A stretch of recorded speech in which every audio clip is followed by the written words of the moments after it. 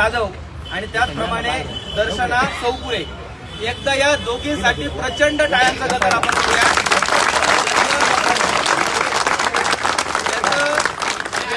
याचं कारण आहे, एक गोष्ट लक्षात घ्या की तिथं त्या ग्राउंडवरती अनेक लोक असतील, त्या ग्राउंडवरती हा सगळा कार्यक्रम अनेक लोक पाहत असतील, परंतु स्वतःच्या अंगावरती वर्दी असताना सुद्धा पोटा पाण्याच्या प्रश्नाचा विचार न करता बाबासाहेबांसाठी या वाघिणी पेटून उठल्या आणि गिरीश महाजनला विचारलं की तू का नाव घेतलं नाही। आज ताई तुमच्या प्रत्येक भूमिकेशी समाजातला एक नागरिक म्हणून आणि वंचितचा जिल्हाध्यक्ष म्हणून मी तुमच्या पाठीमागे ठामपणे उभा राहील। आणि दुसरी महत्वाची गोष्ट की आत्ताशी ही लढाई सुरू झाली आहे, हे कागद, हा अर्ज, या तक्रारी ही सुरुवात आहे। गिरीश महाजन ओपन चॅलेंज आहे तुला या समाजाच्या वतीनं। नाशिक मधून जर नाही हद्द पार करून दाखवलं तर बाबासाहेबांच्या औलाद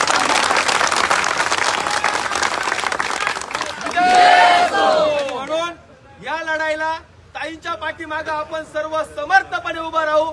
ताई, बाळासाहेबांनी सांगितलं की डिपार्टमेंट मध्ये तुम्हाला त्रास देतील, उद्या तुमच्या त्या निर्मल साहेबांची भेट आम्ही घेऊ आणि सांगू की आमची बहीण तिथं काम करते, तिच्या केसाला जरी धक्का लागला, बदली करायचा प्रयत्न केला तर आमच्या रोषाला तुम्हाला सामोरं जावं लागेल।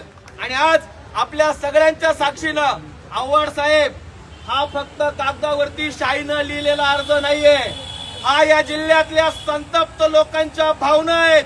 या भावनांचा विचार तुम्ही गुन्हा दाखल करून करा, अन्यथा तुमच्या सगट गिरीश महाजनवरती अॅट्रॉसिटी दाखल करायची ताकद आम्ही ठेवतो। मी माधवीताईंना आणि चौगुले मॅडमला विनंती करतो की त्यांच्या हस्ते हा तक्रार अर्ज त्यांनी या पीआय साहेबांच्या हस्ते स्वाधीन करावा।